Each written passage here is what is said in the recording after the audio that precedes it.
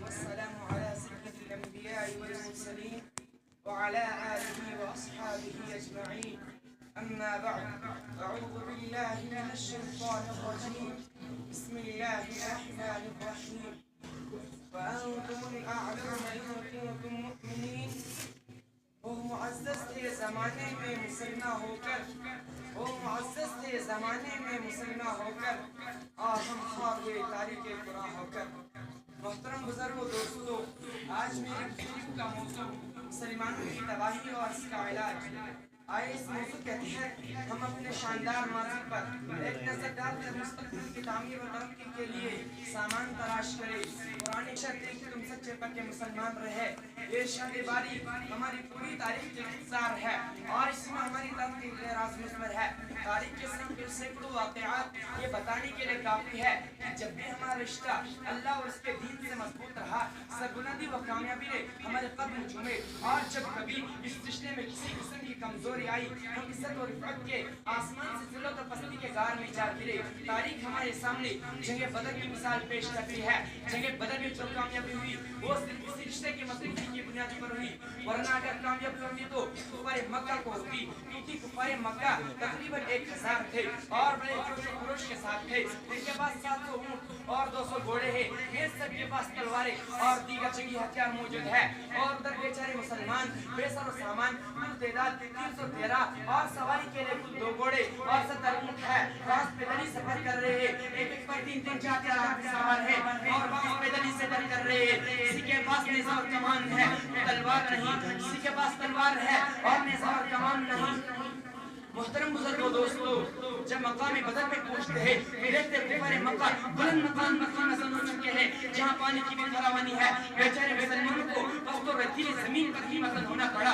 اسی جگہ پر اگر کسی کو پیاس لگے تو ایک بوند پانی پینے کو نہ ملے. جنگ کے اندر جتنے اسباب اور چیزوں کی ضرورت پڑتی تھی وہ سب کفار مکہ کو حاصل تھی. مگر جب لڑائی شروع ہوتی ہے کفار مکہ گاجر گولی کی طرح کاٹے جاتے ہیں. کفار مکہ کا سب سے بڑا سردار ابو جہل بچوں معاذ کی طرح مارا جاتا ہے، اور عبداللہ بن مسعود رضی اللہ عنہ اس کے سر کو جسم سے جدا کرتے ہیں. اسلام کے نوجوانوں جانتے ہو عبداللہ بن مسعود کون ہے؟ وہی ہے جن کو مکہ کی سیاحت میں کسی ابو جہل نے مارتے مارتے بے ہوش کر دیا تھا. آج میدان جنگ کے اندر وہی عبداللہ بن مسعود رضی اللہ عنہ ابو جہل کا سر بلند کرتے ہیں. امیہ بن خلف ابو جہل کے بعد کفار مکہ کا سب سے بڑا سردار سمجھا جاتا تھا، لیکن اپنے ساتھیوں کو اس طرح تحقیق ہوتے دیکھ کر گھبرایا اور میدان جنگ چھوڑ کر بھاگنے لگا. حضرت بلال حبشی رضی اللہ عنہ اس کے پیچھے بھاگے اور قریب پہنچ گئے. گھبرا کر گھوڑے سے نیچے گر جاتا ہے، پیٹ کے بل لیٹ جاتا ہے، شور مچا دیتا ہے، امن چاہتا ہے، معافی مانگتا ہے، لیکن بلال حبشی رضی اللہ عنہ اس کے پیٹ کے پتلے سے تلوار چلا دیتے ہیں. اسلام کے نوجوانوں اس کو جہنم نصیب کر دیتے ہیں.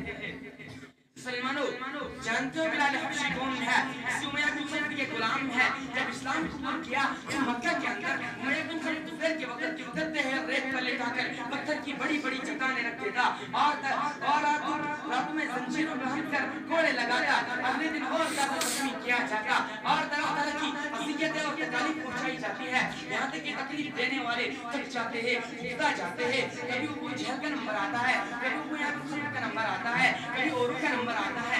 آج میدان جنگ کے اندر وہی آقا وہی غلام اپنے آقا و مالک یعنی امیہ بن خلف کو قتل کرنے کے لیے دوڑ رہے ہیں اور امیہ بن خلف میدان جنگ چھوڑ کر بھاگ رہا ہے. مسلمانوں وہ کون سی چیز تھی جس نے غلام کو غالب اور آقا کو مغلوب کر دیا؟ سخت فرمایا اللہ تبارک و تعالی نے کہ تم ہی سربلند رہوگے بشرط کہ تم سچے پکے مسلمان رہے. اسی طرح دوسرے کفار مکہ اپنے ساتھیوں کو مقتول ہوتے دیکھ کر میدان جنگ چھوڑ کر بھاگنے لگے. 70 مقتول ہوئے اور 70 گرفتار ہوئے. مسلمانوں کو ایسی فتح حاصل ہوئی جس کو تاریخ فراموش نہیں کر سکتی. لیکن افسوس صد افسوس آج جہاں دیکھے جس طرف دیکھے مسلمان کو اپنا طوفان میں گرے ہوئے نظر آتے ہیں. مسلمانوں کی آبرو کا پامال کیا جا رہا ہے، کہیں مسلمان غلامانہ زندگی بسر کر رہے ہیں. حضرات آج ہم اندلس کو نہیں جانتے، حالانکہ اندلس ایک وقت میں مسلمانوں کی سب سے بڑی طاقت اور حکومت تھی. پوری دنیا میں شان و شوکت کی شہرت تھی. وہاں تقریباً 750 سال مسلمانوں کی حکومت رہی.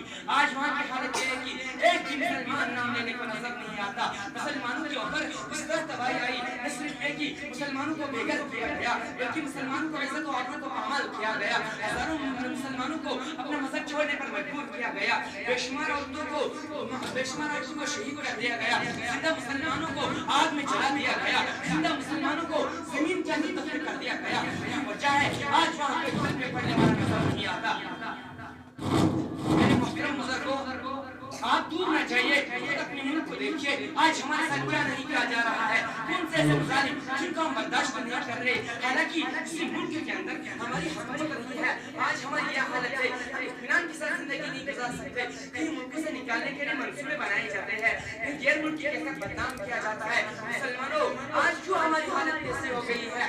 اسی شاعر نے کیا کہا ہے، سوئی ہوئی قومیں جاگتی بیدار مسلمان سوتا ہے، سوئی ہوئی قومیں جاگتی بیدار مسلمان سوتا ہے، احوار قلب مومن اب جس کا ایمان سوتا ہے. امت مسلمہ کے درخت دلو، آج پوری دنیا ہمارے لیے وحشت و بربریت کی ہماری جگہ بنی ہوئی ہے.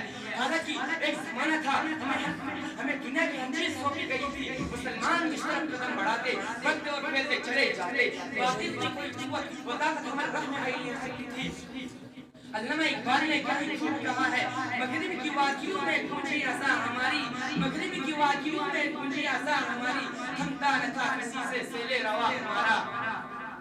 مسلمانوں، حقیقت یہ ہے کہ ہم نے اللہ کی شریعت سے غداری کر لی. حضور اکرم صلی اللہ علیہ وسلم کے دامن مقدس کو ترک کر دیا. نماز ہم نہیں پڑھتے، روزہ نہیں رکھتے، قارون کی طرح مال اکٹھا کر کے رکھتے ہیں، زکات ہم نہیں دیتے، شراب نوشی ہم کرتے ہیں، ناچ گانا بجانا ہمارا مشغلہ ہے. اتحاد اتفاق ہمیں نہیں، خود و خودداری سے ہم دور ہے. گویا کہ نبی اکرم صلی اللہ علیہ وسلم کے اصحاب کرام کی کوئی بھی علامت نہیں تھی، نہ ہماری زندگی اسلامی زندگی، نہ ہمارا طریقہ اسلامی طریقہ.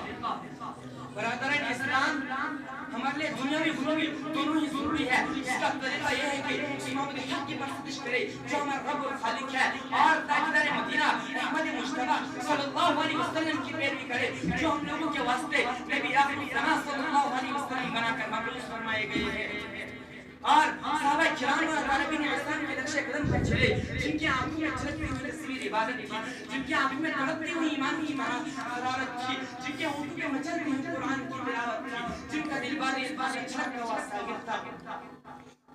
مسلمانوں، آؤ متحد اور متفق ہو جاؤ، ایک جھنڈے کے نیچے چلے آؤ، اپنے معاشرے کی برائیوں کو مٹاؤ، ورنہ تمہاری تباہی کی کوئی حد نہ ہوگی، تمہیں سرگرم کرنے والی کوئی طاقت دنیا میں نہیں آئے گی. اللہ تعالیٰ شعور و بیداری اور اپنے سوال کے احساس اور اس کی حاصلی سارے کی فکر نصیب فرمائے.